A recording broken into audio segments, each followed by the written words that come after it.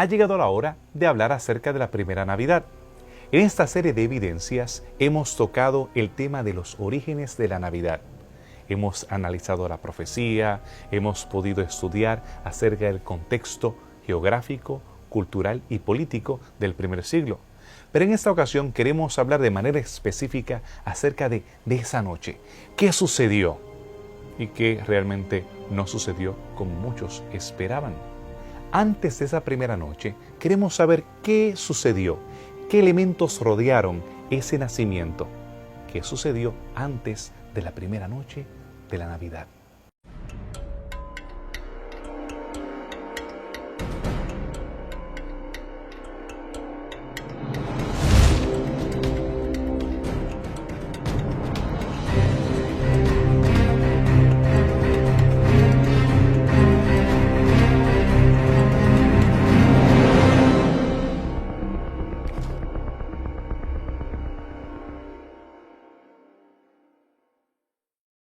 Bienvenidos, continuamos con esta serie acerca de los orígenes de la Navidad. Espero que hayas invitado a algunos familiares a ver algunos de los programas anteriores que se encuentran en Facebook. También te pido que tú puedas hundir me gusta y puedas compartir con otros acerca de este programa. Tal vez tengas personas que quieren y están interesados en estudios bíblicos. Háblales para que ellos soliciten los mismos a nuestra dirección electrónica. En esta ocasión, nosotros queremos saber un poco acerca del contexto político y religioso del año 2 antes de Cristo, precisamente cuando Jesús está por nacer. El espíritu revolucionario del pueblo judío siempre se ha visto a lo largo de la historia, especialmente lo que se conoce como el periodo intertestamentario. Este periodo, más o menos del año 2 al siglo I antes de la era común, fue un periodo muy inestable donde los judíos primeramente se rebelaron contra los reyes que estaban gobernando, los reyes griegos, los reyes sirios como Antíoco Epífanes, que estaban durante este periodo pues gobernando Judá.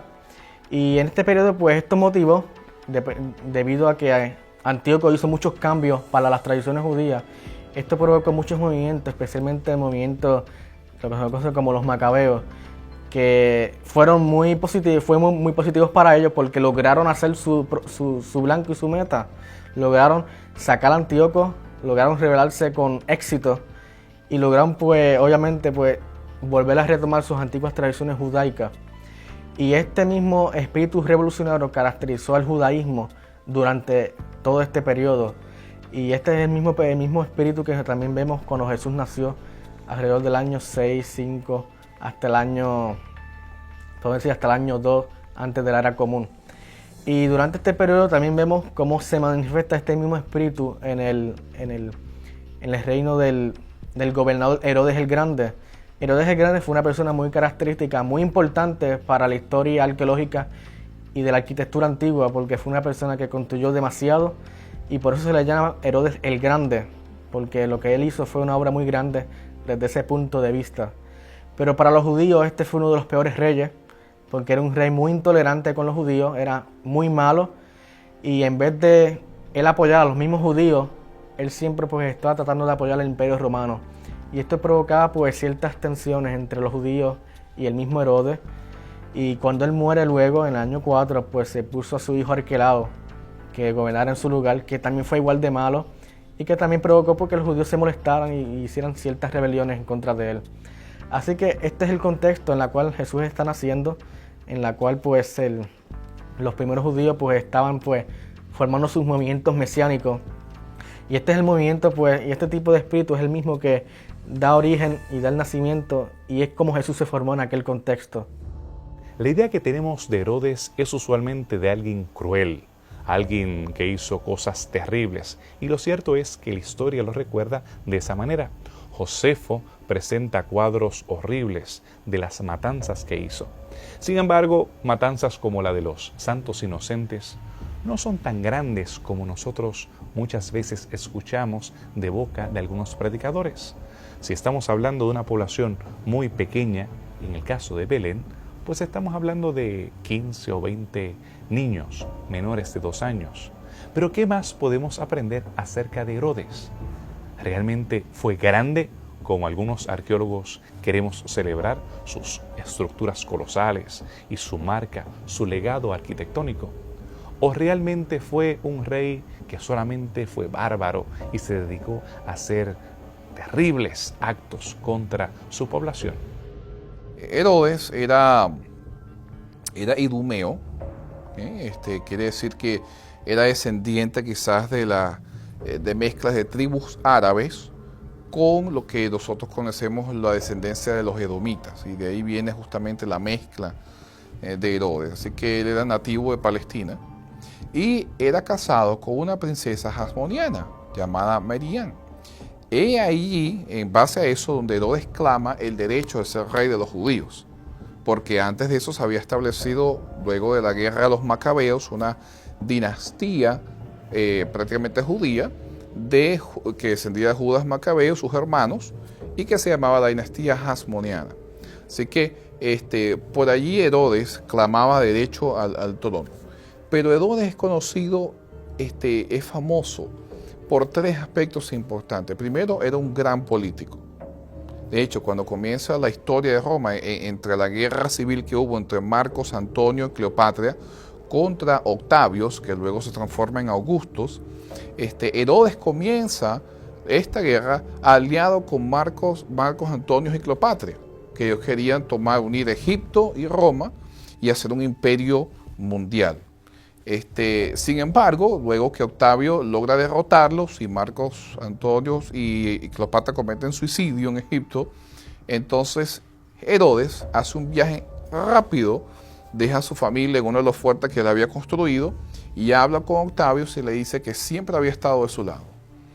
Y entonces comienza a construirle templos y eso, y Octavio, ahora Augustus, le concede a Herodes seguir siendo el monarca de Judea y pues le da su beneplácito. Así que Herodes era un político muy astuto, pero aparte de eso era un gran arquitecto.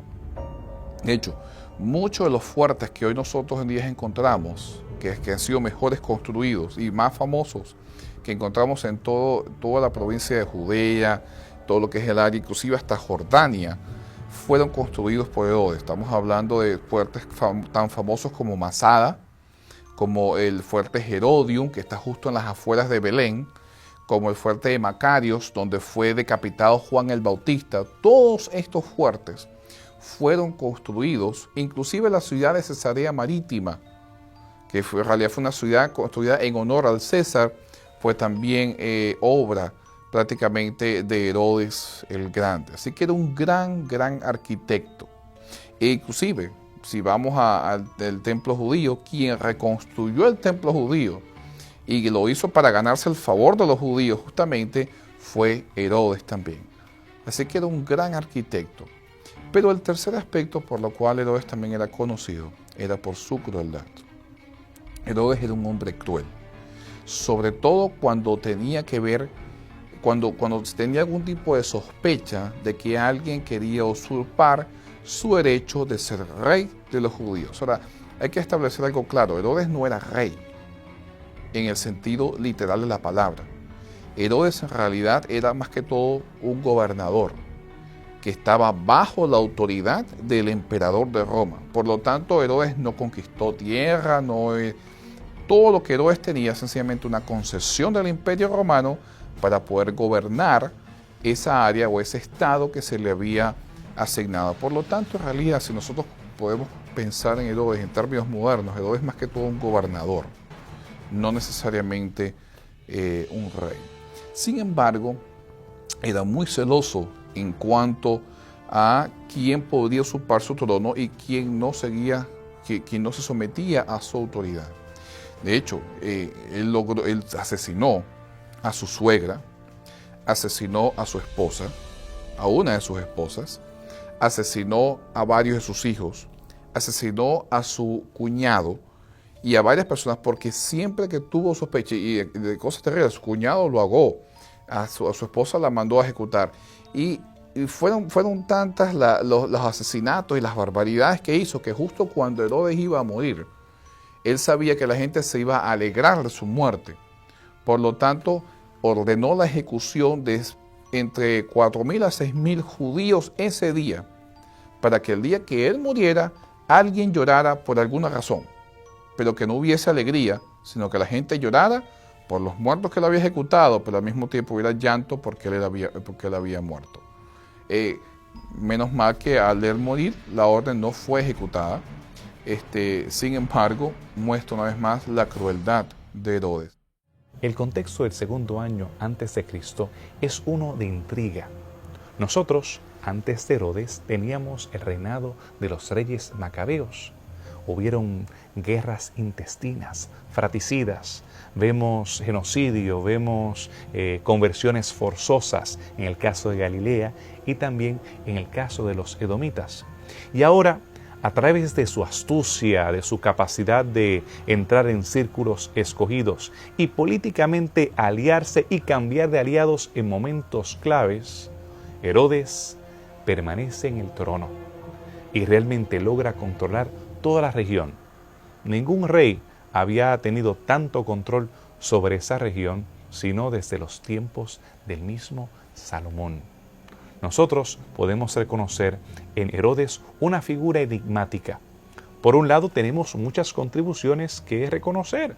Podemos ver sus obras de arquitectura, los acueductos que llegaban hasta poblaciones lejanas, sus fortalezas, lugares públicos que eran de uso común para las personas, como en el caso de los gimnasios, el caso de las piscinas, el caso de los estanques, también los puertos, templos, en el caso de las regiones que no estaban influenciadas principalmente por el judaísmo. Su control de toda la región, haciendo que pudiese haber paz, intercambio cultural y económico, realmente le dio prosperidad a los habitantes de Judea, de Galilea y de la Decápolis. ¿Qué más podemos aprender acerca de Nazaret, Jerusalén y esas regiones durante el tiempo del nacimiento de Jesús? Si quieres saber los detalles, quédate con nosotros después de esta pausa aquí en Evidencias.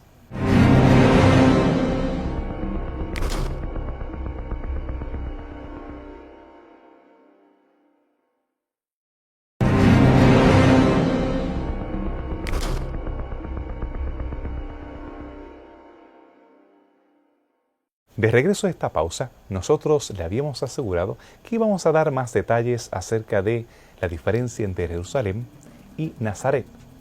Cuando hablamos acerca de Jerusalén, aunque no era la capital de toda esa región, la capital se encontraba en Cesarea Marítima, una ciudad que el mismo Herodes construyó. Fue su sueño, con un faro, con un puerto artificial que permitía que los barcos con mercados desde toda el área del Mediterráneo llegaran hasta Palestina y fuesen así dispersados por el resto del Oriente.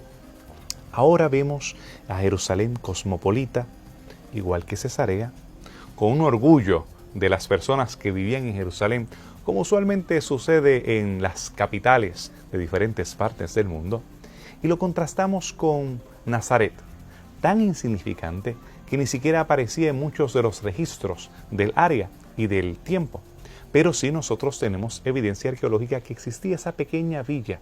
Cuando pensamos en una ciudad, pensamos en algo grande. Pero cuando hablamos acerca de Nazaret y los diferentes poblados de esa región, estamos hablando de algo insignificante.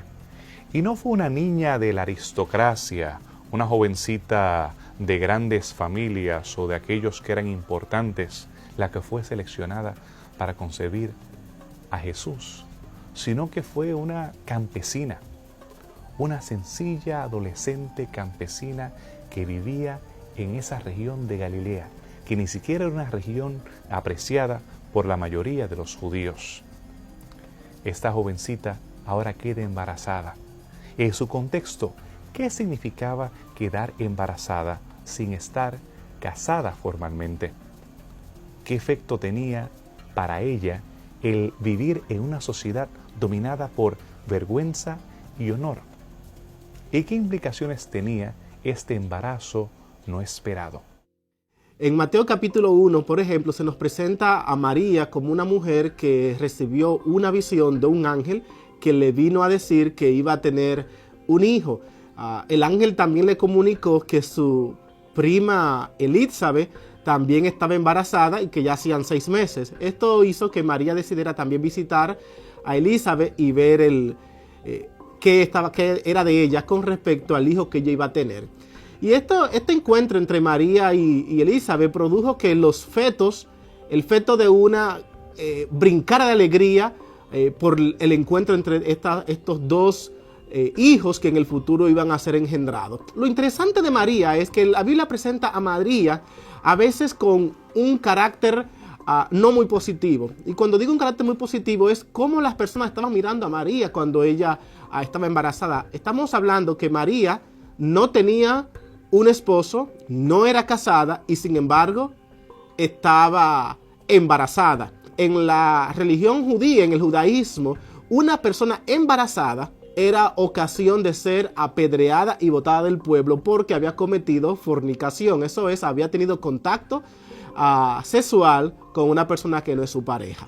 Esto significa que María no estaba casada, no tenía un esposo y esto ocasionaba quién era el papá entonces de este niño. La Biblia, por ejemplo, menciona en Juan capítulo 8, 41, que cuando Jesús le dijo a los fariseos que ellos eran hijos de Satanás, ellos le dijeron, bueno, nosotros hacemos las cosas de nuestro padre Abraham, porque nosotros no somos hijos de fornicación como tú. O sea, ellos de una manera u otra entendían que Jesús no era hijo de José, de que Jesús había nacido de alguien que ellos no saben quién era. De hecho, en el Talmud es una de las interpretaciones judías del siglo 8, 9 en adelante, donde ellos recuerdan y retoman algunos eventos de la vida de Jesús y ellos presentan a Jesús como el hijo de un tal hombre Pandera, que era un soldado militar y que estaba por allí de soldado, vio a María, se acercó a María, se conocieron y tuvieron un encuentro sexual y Jesús nació de allí. Así que el judaísmo como tal, en el Talmud, ve a Jesús como un hijo, como un bastardo, un hijo ilegítimo. Y en el Nuevo Testamento se presenta este punto de vista de que había ciertas creencias de que él era ilegítimo. De todas maneras, pensemos, realmente si usted ve una mujer embarazada, aún todavía hoy en día en la iglesia, que usted sabe que no está casada, inmediatamente usted le va a pensar 1000 cosas. Y lo primero que usted dice es, esa muchacha, esa mujer, usamos un término a veces, decimos, metió la pata, se equivocó, hizo algo indebido. Y esto ocasionó que la vida de María y de Jesús al comienzo de su trayectoria no haya sido muy positiva desde el punto de vista de las personas de afuera, de cómo veían esta familia y de cómo veían a esta madre que había engendrado a un hijo. ¿Cuáles eran las costumbres del casamiento en la época del primer siglo? ¿Cómo estaba José y María continuando o ellos siguiendo las costumbres de la época? ¿Y por qué razón un ángel tiene que intervenir para hablar con José sobre el embarazo de María? Es interesante que algunos detalles de la historia del nacimiento de Jesús nos destacan algunas prácticas muy comunes de la sociedad judía del primer siglo. Vemos interesantemente la práctica del matrimonio. Vemos cómo dice la Escritura que María estaba desposada con José, pero cuando él descubrió que estaba embarazada, decidió abandonarla y un ángel tuvo que aparecer para convencerlo de que volviera a María y estuviera con ella. Y interesantemente, uno dice, bueno, está desposada, ¿es la esposa o no es? ¿Por qué él se va? A veces no entenderíamos todas estas actitudes porque es necesario que un ángel aparezca para motivar a José de que se quede con María. Sí desconocemos las prácticas de casamiento del primer siglo, muchas de ellas que incluso se mantenían muy similares a las que la Biblia anunciaba en el Antiguo Testamento, donde existía esta costumbre de establecer ya esta alianza matrimonial a través de un compromiso matrimonial que, aunque no permitía la intimidad todavía hasta que se hiciera la ceremonia, eran considerados en cierto sentido, estaban legalmente casados. Así que cualquier cosa que ocurriera en ese periodo era considerado como algo que ocurría dentro del matrimonio. O sea, este periodo previo donde se daba la dote, donde se preparaba todo para consumar más adelante el matrimonio, ya se consideraba como parte del matrimonio. Es interesante que la historia lo que nos muestra es que María y José están siguiendo las costumbres de su tiempo en términos de cómo la gente se casaba. Interesantemente nos muestra también el carácter moral de José. O sea, una pareja en condiciones normales, ante el fenómeno que José experimenta, lo que la ley le permitía a él era denunciar a María, no simplemente irse y dejarla en silencio para que ella no fuera difamada, sino que demandaba en esta cultura de honor y vergüenza, demandaba que él señalara esta ofensa a su honor y el castigo que había para una mujer que violaba este compromiso matrimonial, que se entendía así este compromiso, era la muerte. Así que, ¿de qué manera José decide, en vez de señalarla al público, lo que descubrió, que ella está embarazada, aunque no sabe de dónde, muestra algo increíble sobre el carácter de este hombre? En primer lugar, alguien que su honor estaba muy preocupado por María, le dio más importancia el bienestar de María, aún en medio de esta infidelidad que él no entiende, que su honor. Así que, ahora, interesantemente, no era que no tenía ningún honor dentro de sí porque decidió abandonarla, tenía que haber necesitado las palabras de un ángel para ser convencido de quedarse con María y entender qué era lo que había pasado. Así que una historia muy interesante porque destaca un aspecto de la cultura, pero también nos habla, a través de las actitudes que se toma en medio de esta situación, nos habla acerca del carácter moral de las personas que Dios escogió para que fueran los padres de Jesús. Y ciertamente esta historia nos hace ver su humanidad, su sensibilidad humana, su debilidad humana, pero también nos hace ver por qué fueron escogidos para ser estos tutores de Jesús.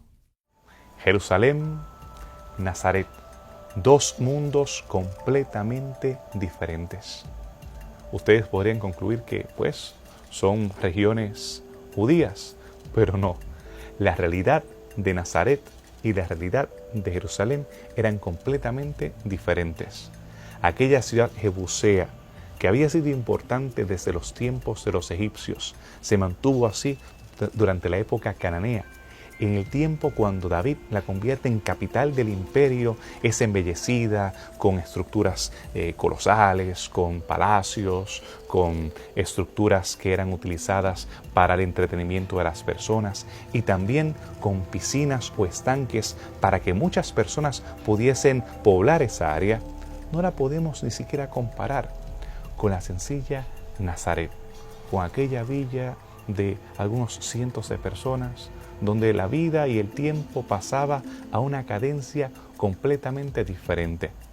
Tan diferentes como eran las habitaciones entre Jerusalén y entre Nazaret, eran las vidas de las jovencitas jerusalemitas y las jovencitas campesinas de la región de Galilea. Y Dios selecciona a esta joven María, una joven indudablemente muy especial, para ser la que habría de criar al libertador del mundo, al Dios hecho carne. Pero, ¿qué nosotros podemos hablar acerca de la concepción? ¿Cómo podemos entender ese concepto tan especial de que Dios se hace carne? Si quieres más detalles, debes quedarte con nosotros después de esta pausa aquí en Evidencias.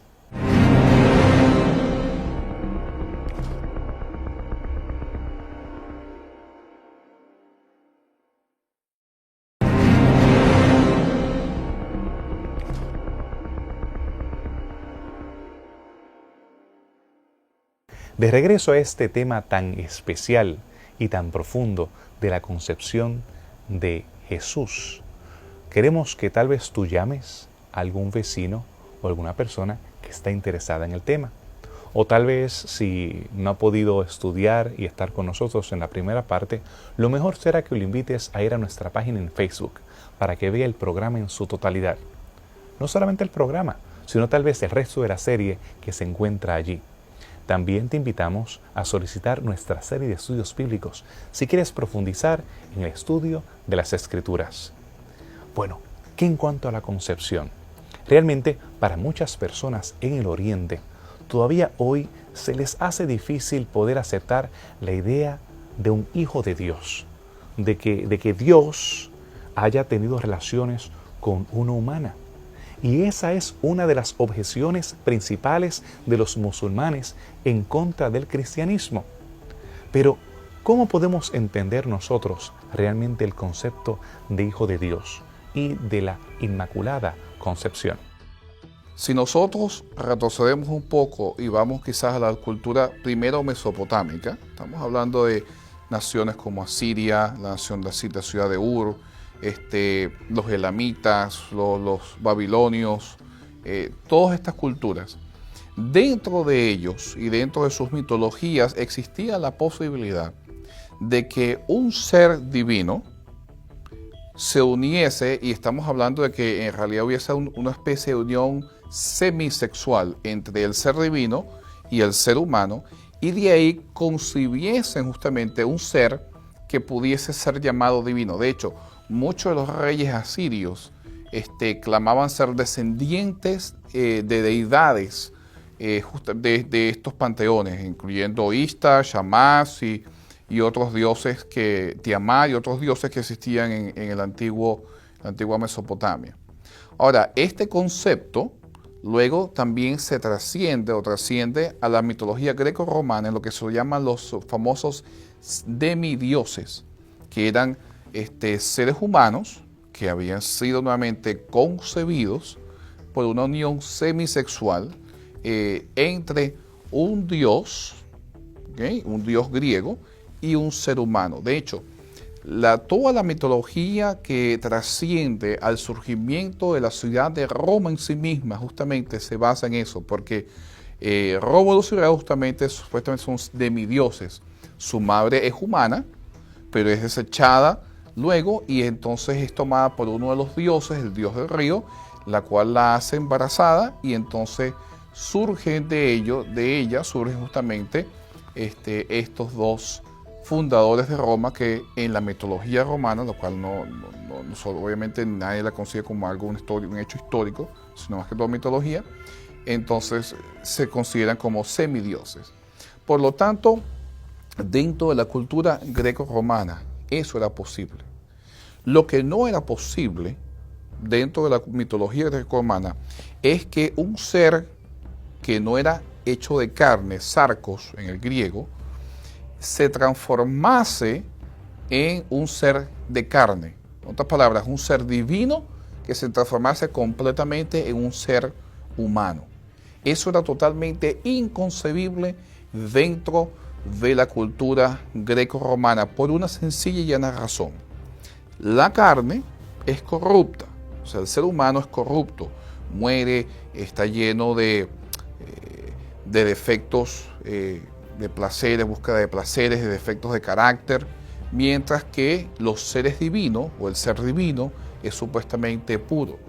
Ahora, obviamente, no quiere decir que no hay problema dentro de las deidades, porque usted ve que los dioses griegos se comportaban casi que peor que los seres humanos. Había celos, había envidia, asesinatos, cosas así. Sin embargo, eso era inconcebible. Cuando nosotros vamos a la historia de la Natividad y la comparamos en la cultura en la cual surgió, nos damos cuenta de que el contraste es drástico, sobre todo con la cultura judía, porque la cultura judía no podía concebir eso. ¿Cómo podía Dios?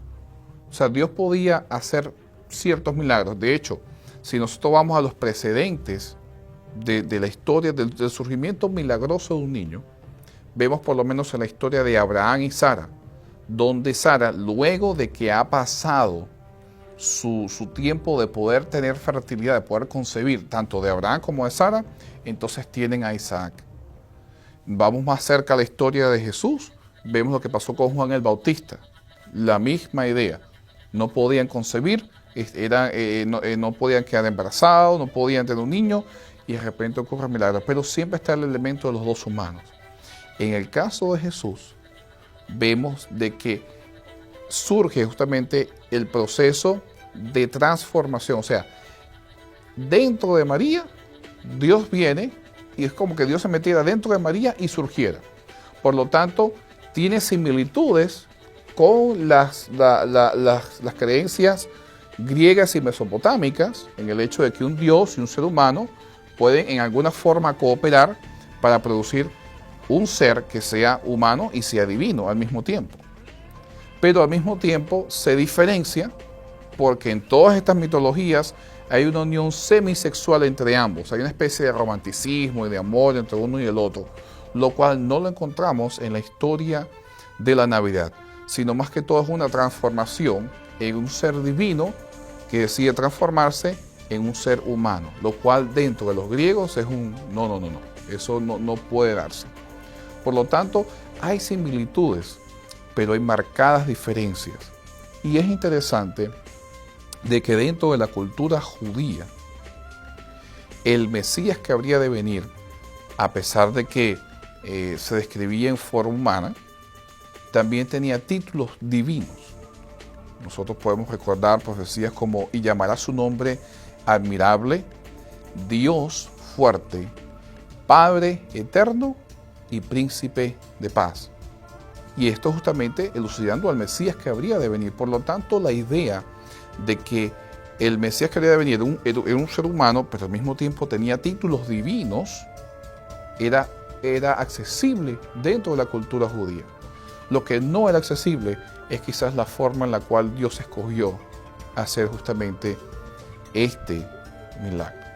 Pero por lo tanto, hay similitudes, pero hay marcadas diferencias con las diferentes tendencias culturales que existían, y de eso hace que la historia de la Navidad o el nacimiento de un ser divino y un ser humano, 100% divino y 100% humano, sea similar a la cultura que lo rodeaba, sin embargo, diferente a la cultura que lo rodeaba. Es una historia única que solamente puede ser entendida dentro de su propio contexto literario.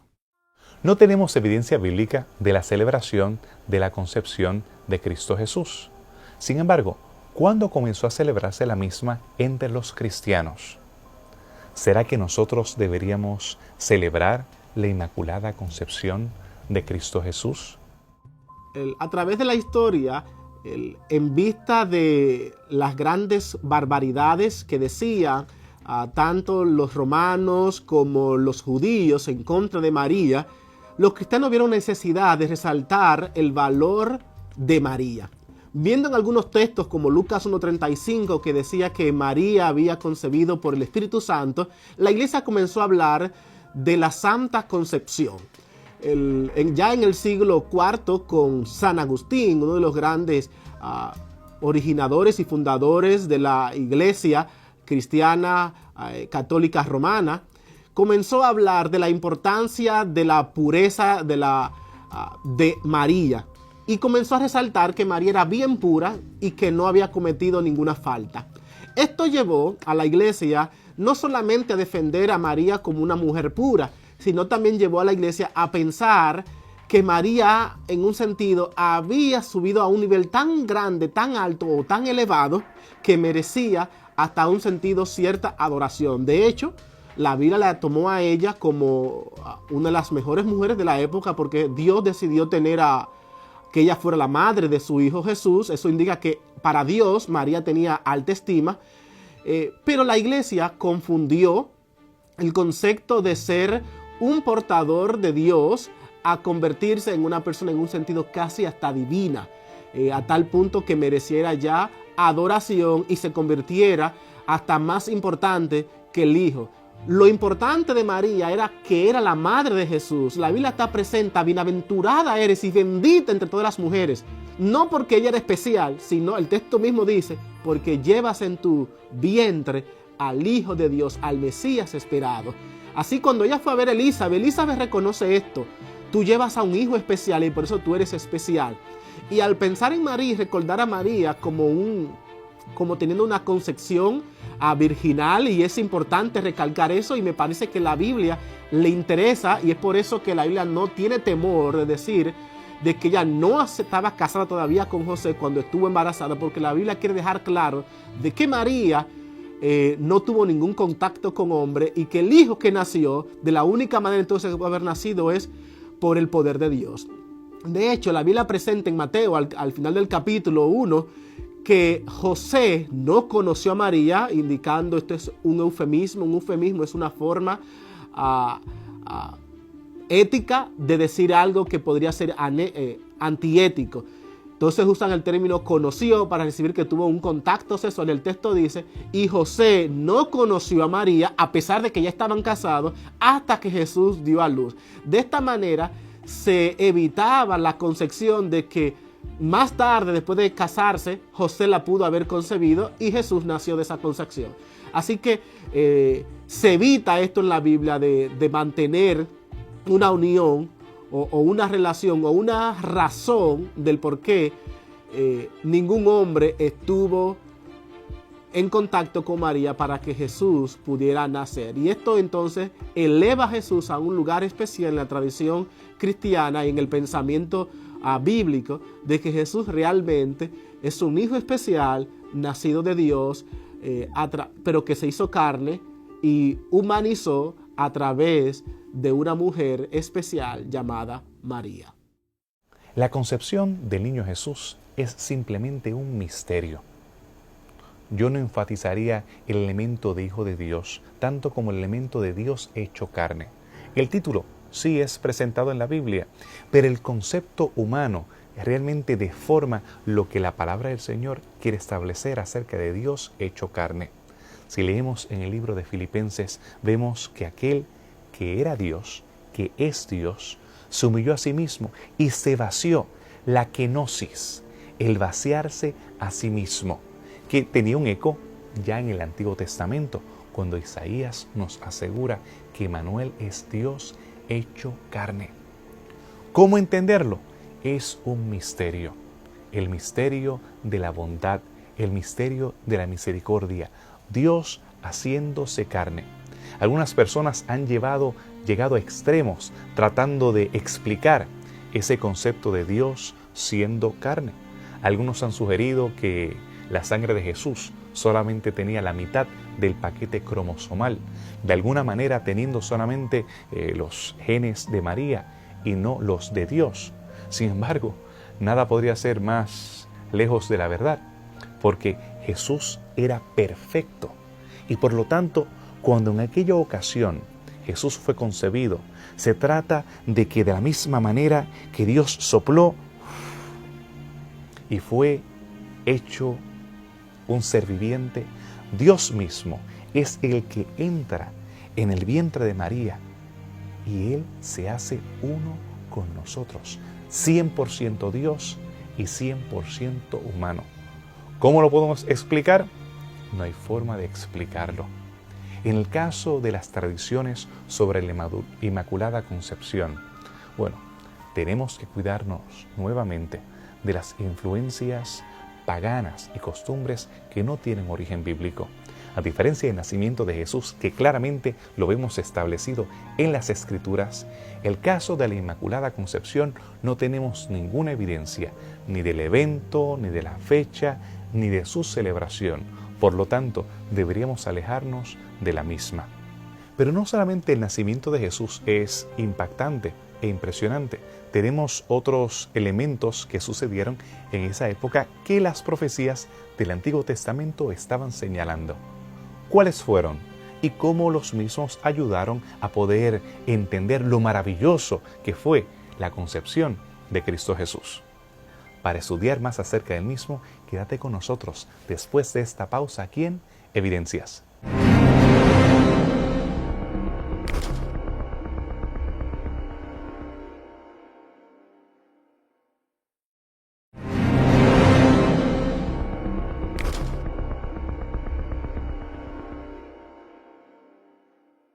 Bueno, hemos llegado ya a la parte final de este programa.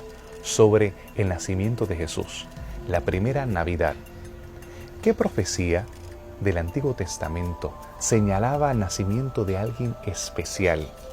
En este caso, vemos la concepción de Juan el Bautista como un evento sobrenatural.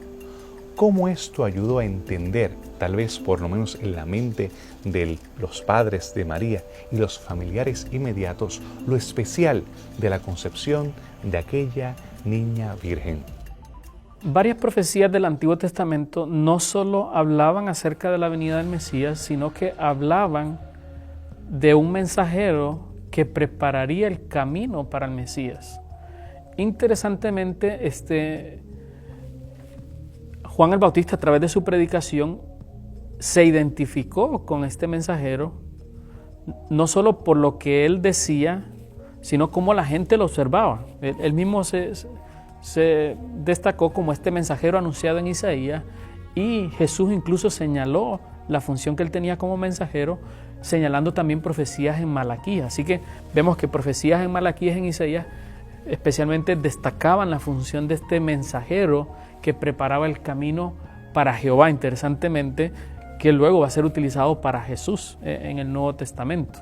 Ahora, interesantemente también es que el nacimiento de Juan el Bautista, que de acuerdo a los evangelios ocurre muy cercano al de Cristo, aunque antes, de alguna forma prepara el ambiente para hacernos entender que la experiencia de Elizabeth de alguna forma va a ayudar y a estimular a María en términos de entender un nacimiento también en condiciones extraordinarias, porque el embarazo de Elizabeth también es un nacimiento en condiciones extraordinarias, con la presencia de ángeles, con el anuncio de un futuro especial para este niño, muchos elementos con los cuales María pudiera encontrar empatía con la experiencia, los anuncios que le habían hecho, y entender que Dios estaba ejecutando algo, Dios estaba realizando algo, y algo importante iba a ocurrir a través del nacimiento de estas dos criaturas. Ahora, es bueno destacar también que la forma en que especialmente Mateo introduce la genealogía de Jesús y destaca el rol de varias mujeres que pudieron haber sido entendidas como con un carácter dudoso, pero que fueron utilizadas dentro de la historia de Israel para cumplir el propósito de Dios, y que es algo anormal. Generalmente la genealogía solo destaca el rol de los hombres. Vemos cómo Mateo viene preparando al lector del Evangelio, al que escuchó también el Evangelio, para hacerte entender cómo Dios a veces, de maneras incomprensibles para nosotros a primera vista, utiliza no solo a los hombres, sino a las mujeres.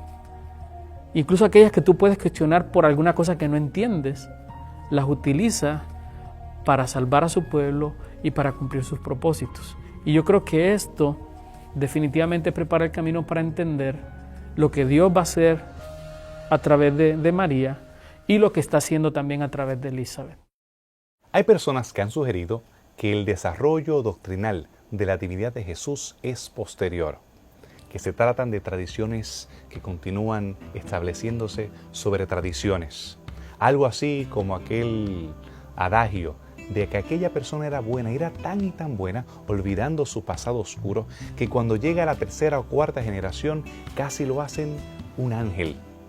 Y que en el caso de Jesús, que era un maestro bueno, a través de los siglos fue tan y tan bueno que lo hicieron Dios. Pero esa no es la evidencia que nosotros tenemos. Tenemos evidencia textual que los primeros cristianos creían que Jesús era Dios. Dios completamente. En el caso de las cartas paulinas, ese himno que encontramos en el libro de Filipenses, el capítulo 2, donde él presenta a Jesús como divino. También vemos en el Evangelio según San Juan la misma idea de que Jesús es igual al Padre. Así que como arqueólogo yo no puedo probar que Jesús es Dios, pero yo sí puedo probar que los primeros cristianos tenían esa seguridad. También podemos ver que entre los cristianos del segundo siglo el problema no era si Jesús era Dios o no. Algunos creían que Jesús no era hombre, que era completamente divino. Así que ese argumento de el Código de Da Vinci y algunos otros teólogos en la actualidad que sugieren que el desarrollo de la divinidad de Jesús, cuando Jesús llegó a ser Dios, es tardío, tal vez después de Constantino o en los siglos posteriores, no tiene base, por lo menos de evidencia, en la historia. ¿Cómo aceptar a Jesús como Dios? Como lo aceptaba Pablo, como lo aceptaban los primeros cristianos que estuvieron dispuestos a morir, ya sea en circos romanos, en estacas o en hogueras. ¿Cómo afecta mi vida? ¿Cómo afecta en tu vida el creer o no creer que Jesús sea un maestro más o Dios mismo?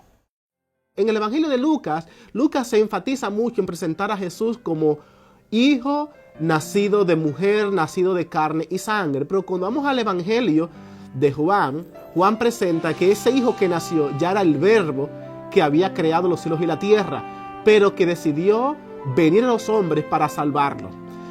Luego más adelante le preguntaron los discípulos a Jesús, ¿quién tú eres? Porque que tú haces cosas que nadie lo puede hacer. Y Jesús le dijo, yo y el Padre somos uno. De esta manera los discípulos comenzaron a ver en Jesús a alguien especial. Y esto de especial lo llevó a ellos a consumarse cuando Jesús ascendió al cielo, que lo vieron, y Hechos capítulo 1 narra que lo vieron ascender al cielo. Pero más adelante hubieron entonces algunas concepciones de que Jesús no era humana.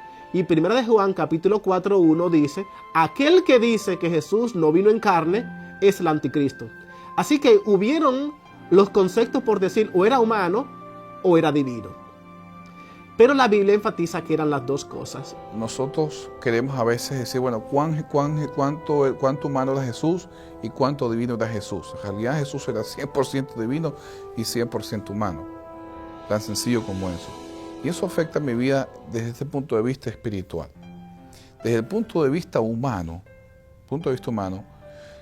Jesús entiende todos mis pesares, entiende mis luchas, entiende lo que yo sufro. Por eso nos habla en el libro de Hebreos que Él fue tentado en todo en cuanto al ser humano tiene que ver. Fue tentado en mis mismas tentaciones. Fue tentado desde el punto de vista humano. Por lo tanto, Él sabe lo que es el dolor, Él sabe lo que es la humillación, sabe lo que es el desprecio, sabe lo que es la tristeza, sabe lo que es la alegría.